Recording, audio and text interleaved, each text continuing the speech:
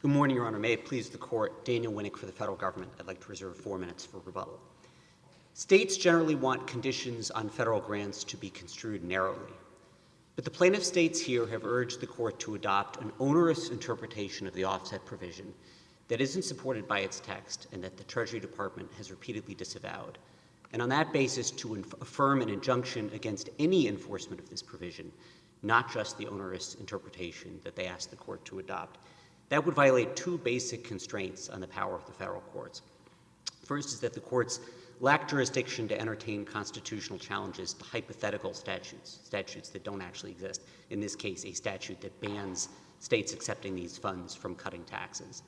The second is that courts cannot hold a provision to be facially unconstitutional on the basis that one of its potential interpretations would be unconstitutional. Let me start with the question of jurisdiction. As the Sixth Circuit explained in the Ohio case recently, to establish jurisdiction to seek prospective relief against the enforcement of this condition, a state has to show what it is doing or what it imminently plans to do that it fears would be barred by an enforcement of the provision. And plaintiffs' attempt to answer that question seems to be that they want to cut taxes. In at least Texas's case, as with many other states, they have cut taxes since accepting these funds. But they haven't explained how the provision prevents them from doing that, either by its plain terms or as interpreted by the Treasury Department. That's why the Sixth Circuit and the Eighth Circuit rejected essentially the same jurisdictional theories, again, as to this very provision. Now, to respond briefly to an argument the states have made, this isn't a matter of conflating jurisdiction and the merits. The merits are issue here, as the states have presented it, is whether a condition that bans states accepting these funds from cutting taxes would be constitutional. And the reason there's no jurisdiction is that that question is purely hypothetical here because that's not what this provision does. There's no such provision in this case. To start with the text of the provision, it would have been very easy for Congress to write this provision to say that if a state accepts fiscal recovery funds, it can't cut taxes through 2024 or whenever it can spend these funds. But the text of the provision doesn't say that. It says a state can't use these funds to pay for a tax cut, to offset a tax cut. Economics 101, money's fungible. How does this play out? It plays out. Use the funds. Do you have to, because it's a very complicated situation to consider whether you're using the funds in the state to stay on one side of the good side of the statute. And it's not even clear whether it's expected tax revenue or actual tax revenue.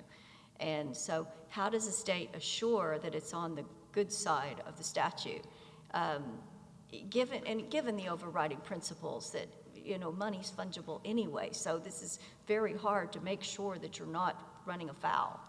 So we certainly agree, Your Honor, money's fungible, but it's exactly for that reason that we actually think the provision is in effect pretty straightforward. What it means is this.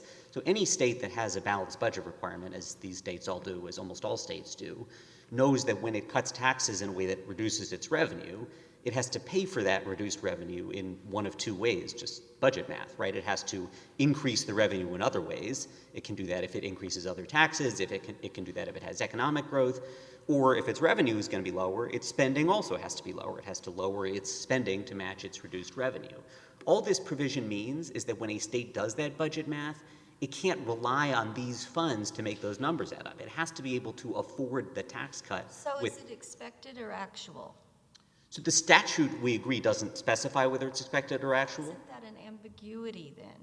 So it is an ambiguity in the statute as to the way in which the provision will be operationalized, but that's not the sort of ambiguity that renders the provision unconstitutional. As an initial matter, the Pennhurst clear statement rule is never a basis to hold a funding condition unconstitutional. The only court that's ever said otherwise, the Court of Appeals, is the 11th Circuit in these cases, and the 6th Circuit said exactly the opposite. The 6th Circuit correctly recognized you can't hold a provision. It's already a circuit split, so we might be joining this, perhaps. I'm not foreshadowing. Yeah. So I'm happy to, and we should talk more about that issue, but let me make sure to answer Your Honor's question about why this isn't the sort of even if ambiguity could be a basis to hold a provision unconstitutional, why Congress spoke with the requisite clarity here. So the kind of clear statement that the Supreme Court was talking about in Pennhurst is that states have to have notice that something in a statute is actually a mandatory and enforceable condition on the use of funds. So in Pennhurst, there was a Bill of Rights provision in the statute in question. And the question was, is this actually a mandatory and enforceable condition, or is it merely hortatory? Does it merely encourage the states as to how they're going to spend the money? And the court looked at the statute and construed it, saying we're going to apply a clear statement rule. They didn't have clear notice it was a mandatory enforceable condition, so we construe it not to be mandatory and enforceable. Nobody doubts here that there's a mandatory and enforceable condition on the use of these funds. They can't use these funds to pay for a tax cut. It's absolutely true that the statute doesn't answer every question about how the condition is going to be operationalized, but the Supreme Court has made very clear, as far back as Bennett versus Kentucky Department of Education, and as recently as Biden versus Missouri, that Congress doesn't have to answer in the statute every detail about the condition. So just to take Biden versus Missouri, which... Can we just, so what if they, so can they use the funds to supplement the budget for the hospital, so, and then take money out of the hospital thing and say, we're gonna use that money to make a tax cut, you know, use an intermediary third party, and does that run afoul of this third category, and just switch the money around so that you're going to put it in this particular bucket that you're allowed to use it for, and then you take money out of that bucket for the tax cut, or you know, move the money around. What is that? If run afoul, it's unclear. If they wouldn't otherwise have state money to pay for the tax cut, then yes, that does run afoul of the condition, but not if their revenue is increased anyway. I mean, Texas... How do you tell? You know, obviously, you followed. We're about to say Texas has had extra revenue. How do you tell whether it's that money that's being used or it's other money? And how does a state make sure, because it seems to be a pretty big deal to run afoul of this? So if they have increased revenue, then the provision by its plain terms isn't implicated. There's no reduction in revenue. And look, I understand, I mean, the state's argument here is essentially that one can dream up an interpretation in which someone might hold them, you know, might seek to claw back the funds if they spend it in that. But that's not the way Treasury's interpreted it. And look, if the court thinks it's necessary to render this provision constitutional, to say, no, it doesn't mean the broader thing, it doesn't mean the thing Treasury has never read it to mean, the court can apply a limiting construction. The court can essentially say this provision means what Treasury has said it means. It means that you can cut taxes as long as you have state money to pay for that, as long as your revenue isn't reduced, or if your revenue is reduced, as long as you cut state spending outside the areas where you're spending these funds. And I just want to make sure... Afoul of Pennhurst. I'm sorry? Does that run afoul of Pennhurst to do that? Because you're for the reasons we've been talking about. Yeah, no, so let me actually return to the point about I was going to make about Pennhurst, which is, look at Biden versus Missouri. So the statute there authorized HHS to impose conditions on the receipt of Medicare and Medicaid funds that, quote, the secretary finds necessary in the interest of the health and safety of individuals who are furnished services. The plaintiffs in that case, including one of the plaintiffs here, said at the Supreme Court, this statute cannot be read to authorize the vaccine requirement at issue in that case because we wouldn't have had notice of that from the statute itself. The statute itself doesn't say anything about vaccines. The Supreme Court disagreed. It specifically rejected the argument that the seemingly broad statutory language authorizes the department to impose no more than a list of bureaucratic rules. This is consistent with all of the Supreme Court's Pennhurst cases. Go back to Bennett versus Kentucky Department of Education. The court has recognized that if the statute specifies a condition, Congress can delegate authority to an agency, as it does in lots of areas, to flesh out the particulars of how the condition will be implemented. There's not a rule in the context of funding conditions that says Congress has to put every detail into the statute. What it has to make clear under Pennhurst is simply that this thing in the statute is actually a mandatory and enforceable condition on the use of funds, as opposed to merely hortatory. And that's how the court has applied the rule. I mean, as to... One more question, and then I'm going to be quiet so you can get back to your main argument and other people can ask you questions. And I hate to bring it up, but nobody talks about severability here. You know, there's no severability provision. Is severability at issue in this case? And if not, why not? It's kind of similar to your limiting principle, but not exactly at all. You know, it's you're trying to accomplish part way, but it's not. So, I mean, I guess I think I don't mean to ask a question back, but the question sort of depends on what we're talking about severing, right? We have not argued that if the whole offset provision is held unconstitutional, that the entire grant of funds falls. We do not have to deal with that at this phase. I'm sorry, does it matter? We need to deal with that at this phase, whether or not there's some limit, severability. I mean, nobody suggested. Nobody suggested it. That's why I'm asking, why is it not here at this phase? And it could be that it's just obviously not here at this phase. And if you could explain that to me, I would appreciate it. And if you don't know, don't worry about it. I mean, the severability inquiry, Your Honor, is whether Congress would have, meant to enact the same thing. I've really written a lot about it. So, right. So I think everybody agrees that if this provision were to fall, if the offset provision were to fall, Congress would have meant to give the states the money anyway. There's a sort of... They agree to that. Yes, there's a narrower... So we would just sever out the offset provision. If you were to hold the... That's the answer. If you were to hold... States aren't trying to invalidate all of ARPA. And Correct. they're only trying to do this provision, and this is the provision that would go, and nobody's going to say, the government is not arguing that if we don't have this, then... No, that all of the $200 billion comes back. No, Okay. that's not an argument. Nobody's trying to go there. That's why. Correct, That's the answer to the question. Yes, yes, The states want the money. They just don't want to be limited on their tax discretion. that's correct, yes. And the federal government's not saying it's one or the other, unless if that part's gone. No, that's... And go back to your earlier discussion about Biden and your principle that you can have clear notice not just on statutes but also regulations. Pardon my ignorance, I should know this. The Treasury regs that were at issue, were those finalized before or after the states took the money? The interim final rule was before. The final rule, which is substantively the same as to the offset provision, was after. Yes, and to be clear, our position is not that the regulations can sort of cure a fatal ambiguity in the statute. It's that you don't have to have, the statute isn't ambiguous in an unconstitutional way. It doesn't have to spell out every detail, precisely because in this area, as in others, Congress can delegate to an agency, and it did here delegate to an agency, the authority to specify the particulars of how a fund... I assume you would agree that you have to, for states to be on notice of their obligations not to cut taxes in a particular way, or else put their funds at risk, they need to know what the calculations they're supposed to be doing are. They need to know the baseline. Yeah, I mean, I agree that... And Congress didn't provide that in the statute. You're saying Treasury provided it in a regulation. And so if Treasury were to seek to recoup funds, yes, a state could argue in defense of a recoupment proceeding, we didn't have notice of what we were supposed to do. And in that context, I agree it would be relevant whether, the regulations provided them with all of the details that they might not have known from the statute, yes. But the challenge here is to the statute.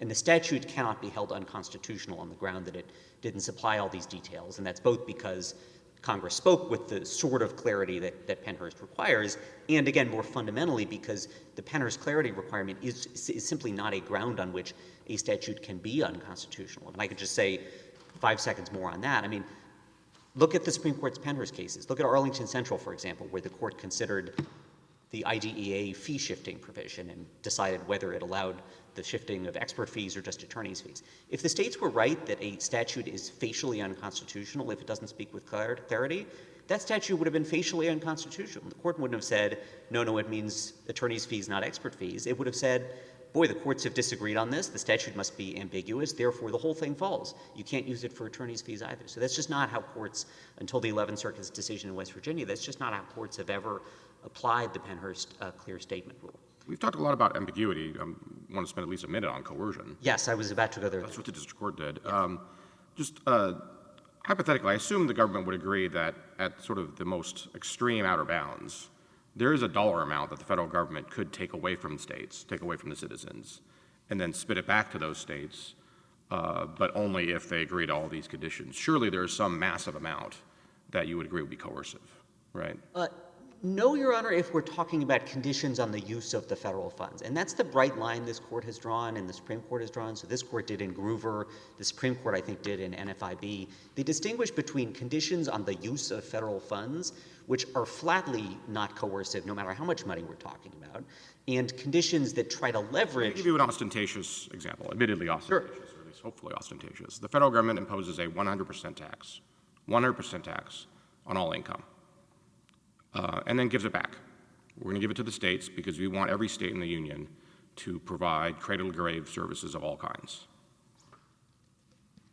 I mean, The states would not be required to take that money? whether they might, as a practical matter, be required to take that money, it isn't coercive because it's a condition on the use of federal funds. There might be other problems with it, but it doesn't run afoul of the coercion doctrine. And the Supreme Court has said this. What would be just as a practical matter? I appreciate the doctrine. This case has not been presented, so we're not going to have case law on this one way or the other. Fair enough? Yeah. Why would that not be the most absurd federal structure known to mankind? We are taking all of your money, all income, and redistributing it through the state governments. The states would not be forced to take that. Their states would be impoverished. They would have no food. I agree that as a practical matter, they might be forced to take it, but the question is. Okay, I appreciate that statement because I think it's just a common sense statement. If they're forced to take it, isn't that coercion? No, Your Honor. The way the Supreme Court has articulated coercion doctrine is that Congress can't use its spending power to impose on the states conditions that go beyond the use of the federal funds. So the Supreme Court said this in NFIB. The reason the court in South Dakota versus Dole adopted. No, I appreciate this is a new fact pattern. Okay. Is that it's not a. It's not coercive as the case law to date has explained, but I think you've said as a practical matter, no state's going to let its citizens starve. I agree that as a practical matter in that case, the state's going to take the funds, but that just isn't what coercion doctrine, as it has been articulated by the Supreme Court, speaks to. It speaks to the leveraging of the spending power to affect policy beyond the use of the funds in question. Counsel, can I ask you one question? Of course, Your Honor. So are you familiar with the mechanics of how the states in our circuit budget? Probably not. So, I mean, have you ever read one of the Appropriations Acts passed by one of the three legislatures in our circuit? I have not. So let's just talk about the biggest one, Texas. In Texas, we have a biannual legislature. At the very beginning of the legislature, they pass a General Appropriations Act. It's largely controlled, at least at its inception, and most of its sort of pushing through of the legislature by the Legislative Budget Board, which is a state agency. And if you pull up a General Appropriations Act, it has what's called a bill pattern. That is, each GAA is premised on the one that came before. And if you look at it and you go to the Health and Human Services Commission, it'll have the previous biennium in column 1, it'll have the current biennium in column 2, it'll have little delta numbers so that you can understand sort of what's changing. And then underneath of it, it's got little explanations about, well, this much goes to, foster care, and this much goes to hospitals, and this much goes to Medicaid, and et cetera. So what I'm trying to understand, and I'm just assume for the sake of discussion that I'm with you that somehow the regulation can save the ambiguity or the compulsion or whatever, and imagine that the case was actually filed, that the states took the money after the regulation was promulgated, and the states were in fact challenging the regulation, right, to make it as clean as possible.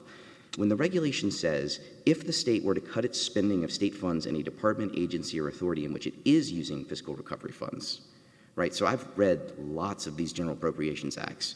And when I look at them, you can go to the Health and Human Services and it'll say $2.2 billion last biennium, $2.175 billion current biennium. They almost always have some delta to them, almost always. Is the state of Texas exposed to an audit by Secretary Yellen? So, simple question, yes or no? Well, I want to make sure I understand. I'm not trying to be difficult. Sure. What the regulations say is that if you have a reduction in revenue, if your revenue is below the pre-pandemic baseline, you can use a spending cut in a department where you're not spending these funds to permissibly pay for the tax cut. So it's not that you're sort of exposed to liability if you cut your spending. I understand, but so Health and Human Services, that's the Health and Human Services Commission is the one that is responsible for the hospitals in the state of Texas. They're clearly using these funds. I haven't gone back to confirm that, but I would assume that would be the principal use of these funds. If they just cut the spending, right, and obviously there's going to be tax cuts. The state of Texas passes tax cuts that are more than de minimis every single biennium. Maybe they are, maybe they're not within this particular department. But the way I read the regulation is that if there's a cut in spending and there's more than a de minimis cut in taxes, you're exposed to an audit. Am I misunderstanding? You are, Your Honor. That is not the case as long as their revenue is increased. What the rule says is if your revenue is higher than the pre-pandemic baseline, even after the tax cuts, this provision isn't implicated at all. Revenue statewide.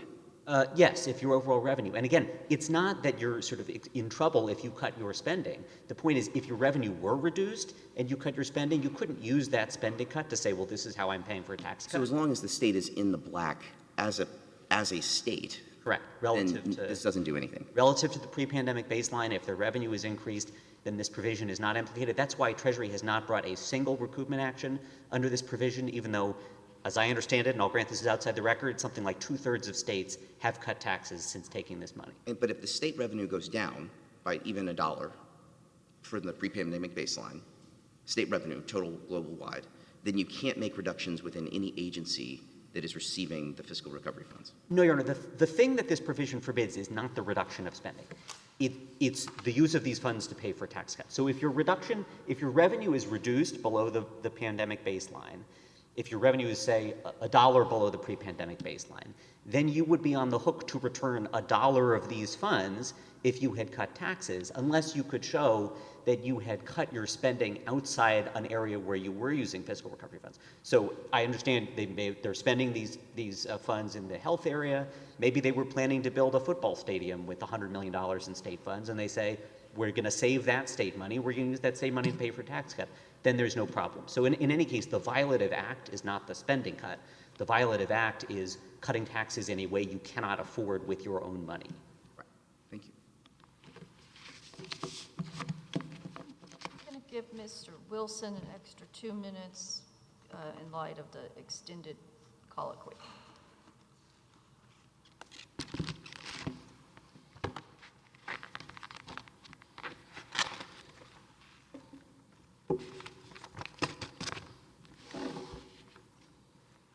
May it please the court. The COVID-19 pandemic hammered state budgets, but ARPA, the law that Congress passed to provide states relief, prevented them from directly or indirectly reducing net tax revenue. That is, because money is fungible, cutting taxes.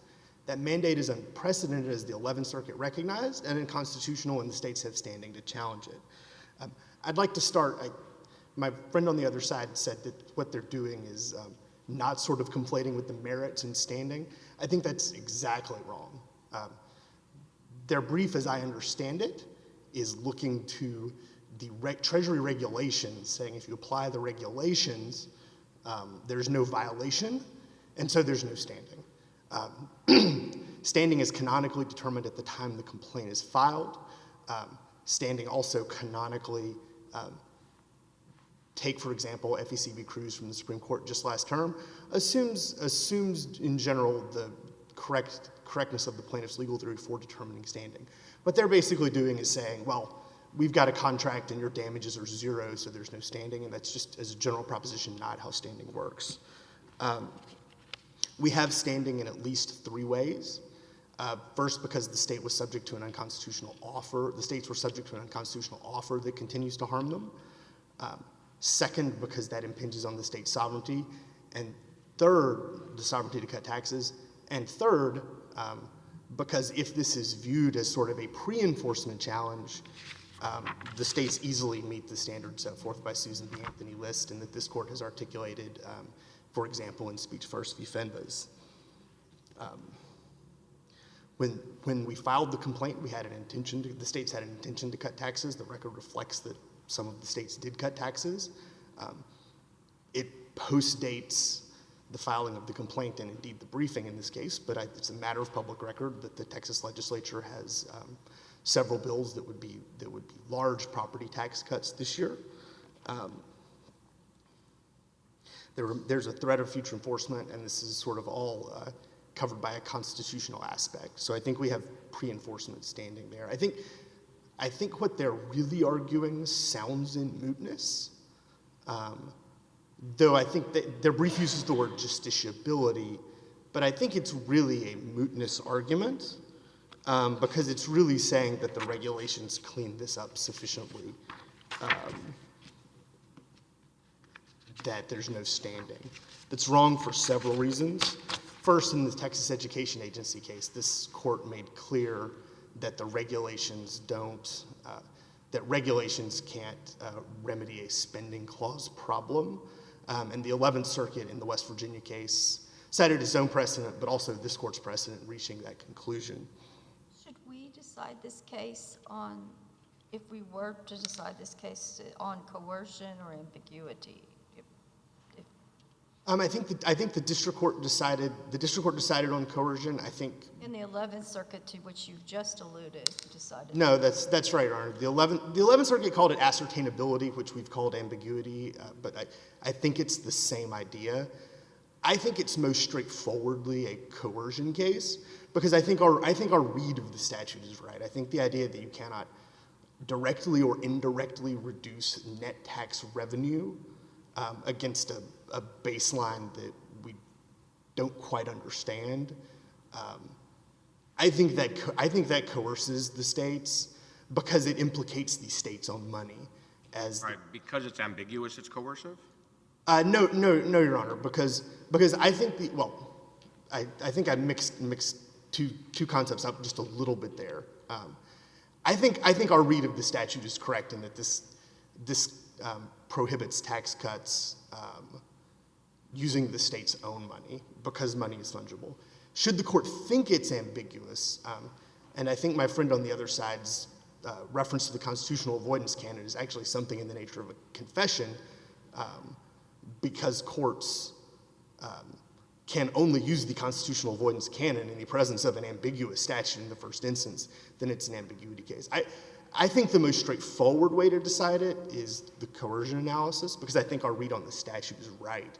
If the court thinks that the statute is ambiguous, then I think it could still be a coercion case but falls into the other category more easily. You opened with saying that this is an unprecedented provision, and so let me just sort of test that.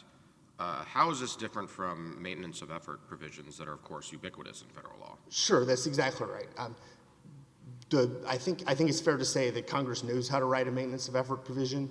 The maintenance of effort. Isn't that what this is essentially? Is provide the same level of services. Don't just take this money and reduce taxes. Absolutely not. I don't think it's provide the same level of services. Because if Congress had wanted to say that, it could have simply said, in category X or category Y, you must appropriate the same amount of money, something like that. That would have left the states or frozen eligibility for certain areas, which is for certain programs, which is what the cases that they're citing do. I think this is very different and much broader, and doesn't look sort of like a classic maintenance of effort provision. So I don't think it's that kind of case. The 11th Circuit. I don't mean to say it's literally maintenance of effort, but it is conceptually similar, perhaps, in that the federal government's not trying to tell you how to spend other dollars. They just want to make sure that these dollars are spent on government services and not on reducing tax rates. I don't think Certainly that's the theory, right? It's not affecting a single dollar of current spending. It's just this. We want you to use federal dollars this way, not that way.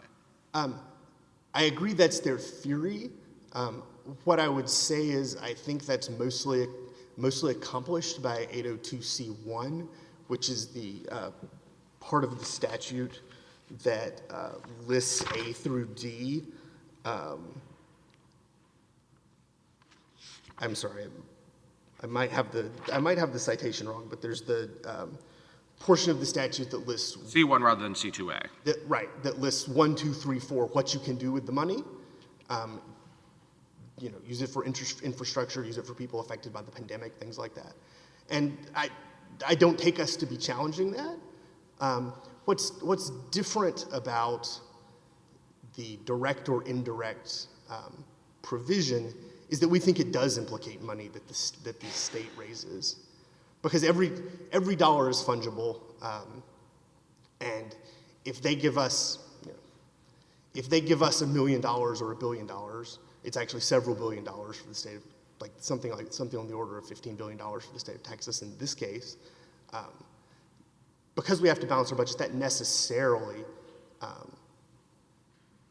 involves money that the state raises as well. But this is the federal government giving you money you don't already have and just saying use that extra money a certain way. I agree. If you don't want it, then don't take it. I think that's That's what I'm trying to isolate the coercive aspect of it. Unless it's just, my hypothetical earlier was it's such a massive gift, which maybe this is, that nobody would turn this down. Is that? I think that's right, but I don't think that's sort of the end of our theory. I think it's certainly our argument that this presented such massive dollar figures and such massive percentages of the state budget in a time in 2021 where states were experiencing significant revenue decreases that no one could turn it down. I think the coercion point goes something beyond that, though, because under Groover, this court said basically there's money that the federal government provides you, and they attach conditions to that. And then there are the conditions like the classic Dole condition that says, and you have to go do something else. Why doesn't this better resemble Dole than INFIB? Because it's only part of the money that you have to give back of the original money. It's not some penalty outside it, and it's only the proportion of the amount they give you that you have used to reduce taxes. It's not the whole amount of the gift that you're having. I mean, the penalty it's not necessarily very large at all. It seems to be more akin to Dole than INFIB. Help with that. Oh, sure. I see, Your Honor. The point being that, maybe if we cut taxes by $1 million, we'd only have to give the $1 million back, and so what? That's not That's not a lot of money. Maybe it's not that coercive. I would make 2 points. First, as a matter of fact, at least the state of Texas, and I believe the record reflects the state of Mississippi as well, have cut and are considering very large tax cuts. Thinking about it in the sort of pre-enforcement way. Second, I think part of what's going on here is because we know that that the provision is very broad and can reach lots of money. There's a disincentive effect for these states to cut taxes in the first instance because, absent the regulation, and I think still with the regulation, it's extremely difficult for us to determine sort of, exactly what does direct or indirect mean, what is the baseline. The regulation says the baseline is 2019, but Congress actually put a 2019 inflation-adjusted baseline in an adjacent part of the statute, and it's not in this part of the statute, which usually we would take to infer as sort of that's not the right baseline, because usually when Congress puts a provision somewhere in an adjacent part of the statute, we think it left it out on purpose. So this gets to the ambiguity argument. I think that's right, Your Honor. So is your point that, because it sounds to me that Treasury filled this in and said we are using 2019 as the baseline, are you telling me that you didn't have notice of that, or that it's not legitimate to clarify it in a reg? Treasury filled that in. Our position is, as a matter of this court's precedent, as a matter of law, Treasury can't backfill a regulation in that way, or a law. That because the spending clause power is a power Congress has, it has to be in the statute. I'd point to the Texas Education Agency case from this court last year for that proposition. So opposing counsel cites Biden v. Missouri as rejecting that proposition. Do you want to respond? Sure, and I think the Biden v. Missouri point goes back to, well, first I would say for the Supreme Court for this court to view the Supreme Court as having cast serious doubt on its precedent, usually it has to be fairly clear. The Biden v. Missouri case was in something of a different context. Second, I think this goes back to the distinction in Groover, which is the our money versus their money. That is to say, when the federal government gives you lots of money to run a medical system, they have somewhat more leeway to tell you how you're going to do it than once it starts implicating the state's money as well. Okay, what's your straightforward argument that this is enough to be coercive and that this is not like Dole? What's the straightforward argument on that point? That the total is $15.8 billion for Texas, $3 billion for Louisiana, and $1.8 billion for Mississippi, which is 13.7% and 31% of the state's budgets. Right, but you only lose the amount of that you've used. You're going to subtract out what you've gone over the tax cut. Right, Your Honor. And to finish the answer I was going to make, I think the point is that because these are massive numbers, because the states could not say no, as Judge Ho was suggesting, but also because there's a significant sort of chilling or in terrorem effect as to what these states can do when the legislature does not know how this is going to when state legislatures don't know how this is going to play out and how much money is at issue. Why isn't this the moodish kind of point? I don't agree that we know, Your Honor. I mean, No, he's saying he's ready here to represent today and for us to write into the opinion. They're not going to go against you unless you go outside the parameters of the regulation. He's ready for that to be, the statute itself to be narrowed in that way. Your Honor, I would point to 31 CFR 35.4A, which is part of the regulations, which essentially gives the Secretary separate authority, sort of basically says nothing in the regulation shall be construed as preventing the Secretary from having authority to sort of go after people who are evading the statute in one way or another. So first, we don't think that the statute or the regulation can fix the problem, but second, I think they have significant additional authority in 35.4A to reach, perhaps outside the exact scope of the regulations. But I'm happy to talk more about mootness because Maybe give a sentence or two more, please, on the mootness. Sure. Several points. They're really not. They said justiciability, but I think it has to be mootness. The first point I would make is that the burden's on them to show mootness, and as a general proposition, they have to show that it's impossible for the states to get relief, or that there's just no relief to be had or no possibility of recurrence. I'd point to this court's opinion in Sossaman for that. I'd point to the Supreme Court's opinion in Friends of the Earth, Dearland v. Trump from last year, which made clear that a concrete interest, no matter how small, is enough to avoid mootness. So I think that as I said before, we don't think the regulations can fix the constitutional problem under TEA, but even if the court disagreed with that, we have an injunction that in any event is significantly broader gives us significantly broader protection than the regulations do. So I think. Elaborate on that slightly, please. Oh, absolutely. The injunction enjoins the application of the provision. There's still plenty of circumstances under the regulation where the states could face a recoupment action. I mean, just for example, I think the states have, as a matter of fact, in the world, I think the states have a fair amount of revenue right now.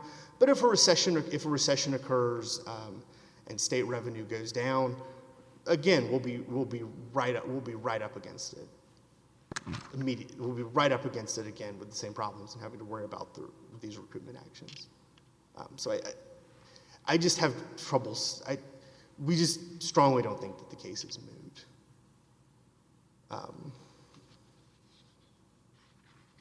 I would like to talk. I think I've mostly covered the merits. Maybe we should talk a little more about the ambiguity or sort of the unascertainability. That's how the 11th Circuit decided this case. I think the 11th Circuit opinion is extremely persuasive, and I would commit it to the court. The basic problem that they identified was that this is just not. We can't ascertain how this all works, and the Treasury regulations themselves are atextual in several respects. The Treasury regulation has a sort of 1% safe harbor. Well, that's nowhere in the statute, and in fact, the statute requires states to report all of their tax changes that reduce revenue. So I think there are some strong textual clues that actually doesn't even comport with the statute. The baseline, again, just seems sort of made up, and because Congress put that baseline, the baseline Treasury identified in adjacent parts of the statute, there's again a strong textual clue that Congress didn't intend that to be here. And I would also say in the letter that we sent, that several state attorneys general sent to the Secretary of the Treasury, and also in the Secretary of the Treasury's testimony before Congress, before the Senate Banking Committee, I think they said it was ambiguous absent the regulations, and because the regulations can't fix the problem, At a minimum, we think this is ambiguous and unascertainable. So the regulations can't fix statutory ambiguity, and invalid regulations certainly can't fix statutory ambiguity. That's correct, Your Honor, and at least not in this context. There may be other contexts where regulations could. I wouldn't want to speak to the entire universe, but certainly in the spending clause context, this court held in. I'm sorry, I'm referring just in the spending context. Your point is regulations in the spending context can never provide the clarity necessary under Pennhurst, et cetera, and 840CRI invalid regulations. Yes, Your Honor, and that as TEA says, and I think as Pennhurst and Dole say, those aren't just rules of construction, those are real requirements. I see I'm almost out of time. If the court has, I think I got a couple of extra minutes, so if the court doesn't. Do you want to talk about Ohio v. Yellen or Missouri v. Yellen? Sure, Your Honor. I think I would be happy to discuss both of those. The Missouri case, I think, is both distinguishable and we just disagree with it. It's distinguishable in the sense that what Missouri did is offer sort of a broad and narrow reading of the statute and said, court, please enjoin the broad reading of the statute. It's not what we're doing here. We're saying we think the statute itself is unconstitutional in a variety of respects. Second, I think what the Eighth Circuit did in the Missouri case is what my friends on the other side are inviting this court to do here that we just strenuously disagree with, which is confuse the standing question with the justiciability or mootness question, because the Eighth Circuit basically imported the rule and said, well, there was no standing because of the rule. As I said earlier, we just think that's wrong because standing is canonically determined at the time of the complaint. Some of the amici seem to be taking the position that the court could say this is just too core to state taxation policy, and that in itself is a reason enough to invalidate this. Is that already foreclosed by the Supreme Court, though? That would require a change from the Supreme Court to adopt that broad understanding. A number of the amici basically said, well, it's about state tax policy, and by golly, de Tocqueville would say the states need to be able to experiment and try different things, and this is interfering in that. And so I'm just saying they're at that kind of broad level, and I think that I'm not sure that the Supreme Court hasn't already not gone to allow these certain tax policies. Your Honor, I think that it's much more straightforward if it cashes out through one of the various doctrines that the Supreme Court has clearly articulated, whether that be commandeering or coercion, which are both sort of rooted in federalism and the important powers that states retain, or through the ambiguity or ascertainability rules from Pennhurst and Dole. So I wouldn't say that there's no law in the world where the sort of state tax power would not be so central. I don't think we have urged the court that is the case in this matter. Okay. Thank you.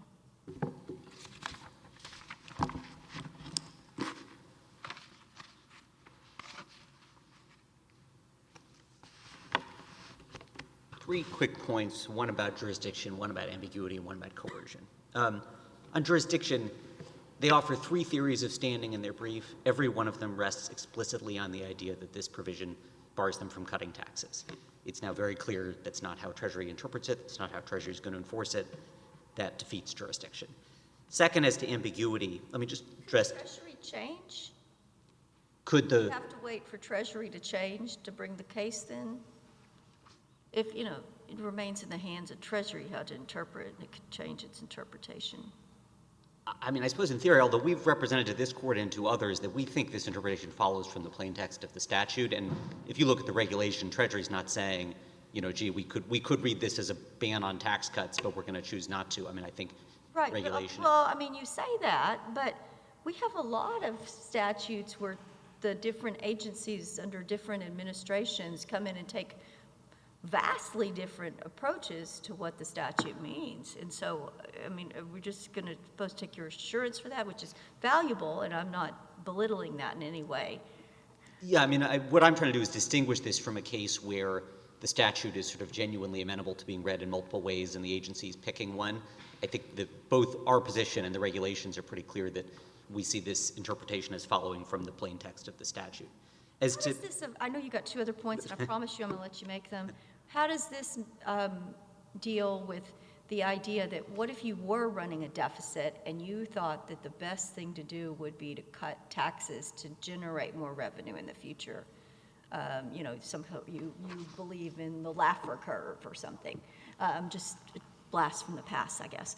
But what could you have that freedom, or would there be intense scrutiny because you're running this deficit? Well, I mean, to take the Laffer curve point, under the regulations, if a state reasonably projects that a reduction in tax rates is going to increase its revenue. We have no idea, but we're just in such a bad ditch. We got to try every possible thing. No, but they have to make some sort of projection, and if they think it's actually going to increase their revenue, then there's no problem. If they do think it's going to reduce their revenue, and they couldn't afford to do that without this federal money, then that's not a choice open to them. That's a string that Congress can So what if put the on this. state says, I am absolutely not doing this because of ARPA, and the federal government, the secretary says, of course you're doing this because of ARPA. Who decides? Well, I think it's not sort of a discretionary choice. If they couldn't afford to do it but for these funds, then it's in violation, then the tax cut. The state says we absolutely could have afforded it. We're doing it for other reasons, and the federal government just vociferously disagrees. Who decides that? If they can afford to do it with state money, if they have enough state revenue that they can cut taxes, and either they're winding up with... Somebody has to resolve the dispute, right? There's just a disagreement. State says this has nothing to do with ARPA. Federal government says, of course, it's because of ARPA. Well, I guess it's not a dispute as to motive. To the extent there's a dispute as to whether there is state money, I mean, I think it's fairly black and white just sort of on the budget math. Either they have revenue such that they can afford to cut their taxes and not wind up with reduced revenue, or they don't. Who decides that? Treasury, in the course of bringing a recoupment proceeding, which of course they could challenge in court as with any other agency act. How does the state have fair notice as to how the secretary is going to resolve that dispute? I mean, the regulations lay out, I'm not aware of any way you could have sort of ambiguity about how the regulations are going to apply, just sort of in terms of how the budget math works. I think the regulations make pretty clear what Treasury thinks and how it's going to apply the provision. And again, if the state were to, challenge a recoupment action, a court would be able to review that. I realize I'm I know, I'm going to let you ask you still can say your 2 points. In other words, your view is this is just applying a mathematical formula. There's no, either 1 + 1 = 2 or it doesn't, right? Yes, under the I guess regulations. what I'm wondering is, and I'm going to think carefully about this, obviously, in coming weeks, but is that really how this provision works? It's just obvious that there was a direct or indirect connection between the reduction in the ARPA funds? Or could that actually be quite hotly debated by very senior officials in both state and federal governments in good faith? It is not, Your Honor, a matter of sort of causal nexus. It's not a matter of motive. What it is a matter of is if you have state money so that you can afford the tax cut without needing to use these funds, these federal funds, to make your budget add up, then the offset provision is not implicated. If by contrast you could not cut taxes but for using these funds to balance your budget, then you are violating the offset provision, because then if you cut taxes and you couldn't afford to do it, you're using these funds in that way. I guess the image I have is, I'm sorry to butcher this metaphor, if it's like pouring water in the ocean, right? How do you know? I guess I'm just repeating the fungibility point. I could see genuine debates about whether this is offsetting that or something else. So, Your Honor, as I that a fair understand the clearest distillation of the fungibility point, it's this. So suppose, counterfactually, you have reduced state revenue. And suppose you then, you say we're going to cut taxes by $100 million. We're going to choose not to build the $100 million football stadium we were going to use the state money for. Then, should we worry that Treasury is going to say, well, you didn't use the saved $100 million on the football stadium, you used these state funds? And to that I would say, first, as a matter of plain text, if there's no difference between the state revenue and the state expenditure is if there's nothing to offset, then they haven't used these federal funds. There are going to be easy fact patterns, like Yep. obviously a perfect offset to some football thing. But you're going to have other situations where, look, we're doing well right now economically. We want to cut taxes because it's the citizens' money. One side's going to say, well, you're only doing this because ARPA. And the other side's going to say, no, we're doing this because we believe in the Texas miracle. And we have great revenue here because businesses come here. Who decides? Isn't that a genuine fact dispute amongst people in good faith? And I'm saying, Your Honor, either under the statute Where does the money come from? there's Comes from no both. there's no sort of issue of nexus or motive. The analysis is not. What's an offset? Isn't an offset by definition is you're crediting one thing to something else. And my point is, isn't that something else going to be disputed, or am I just missing the boat here? I don't think it is going to be disputed, Your Honor. I think that if you have state money that you can afford the tax cut, then you're not using these federal funds to offsetting it. And if you don't have state money to afford the tax cut, then you are. And I think that's just a matter of budget math. I don't think it's a matter of motive or anything like that. Well, I guess just to put it less articulately than my colleague, I'm wondering, what if the state says, you know what, we want a smaller government. We're tired of this. We serve many services to everybody, and we're actually just going to next year, but we can't this year. We're going to try to cut tons of services and have a smaller government. So we're going to cut taxes. So this is the opposite of that. They think it's going to generate more. They don't want to generate more revenue. Can they do that? It seems like that's a motive thing, but what if it doesn't work at all, and they can't get the legislature to agree to cut services because everybody likes services once they get them.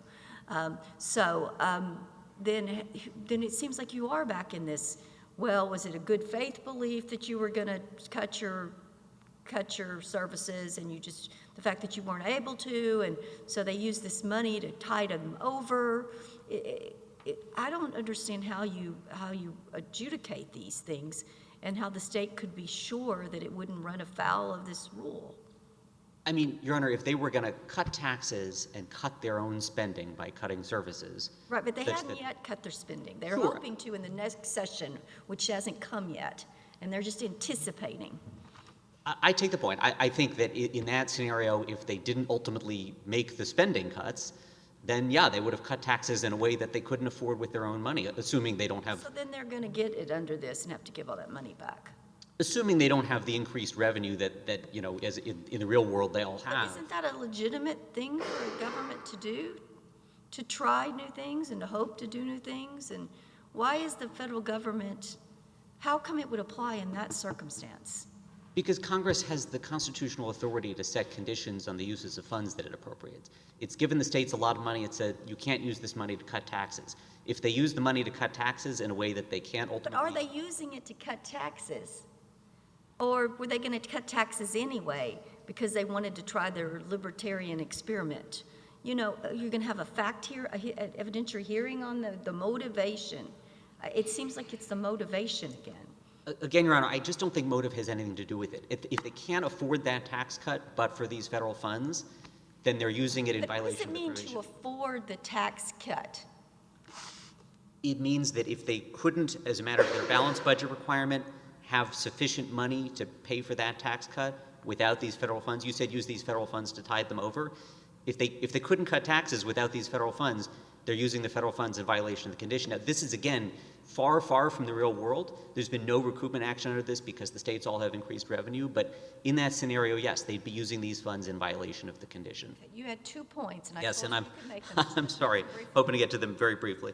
So first, just as to Texas Education Agency, it's consistent with our understanding of Pennhurst. It was a concrete dispute over the application of a funding condition. It also rests quite heavily on the nature of the condition there, which was a waiver of sovereign immunity. And the holding was that the agency couldn't create a condition not found in the statute, not that it couldn't flesh out particulars about how the condition is going to be applied. And then last, as to coercion, you heard them say they think the reason it's coercive is that it prevents them from using state money to pay for a tax cut. Even if that's a possible reading of the text, which I don't think it is, it's certainly not a required reading, and it would be extraordinary to say in the face of the textually and constitutionally sound reading Treasury has adopted, to adopt their extremely onerous interpretation And on that basis, to hold an act of Congress facially unconstitutional would be extraordinary. Thank you. Thank you, Your Honors. We have your arguments. We appreciate both arguments in this case, and it is submitted. We're going to take a 10-minute recess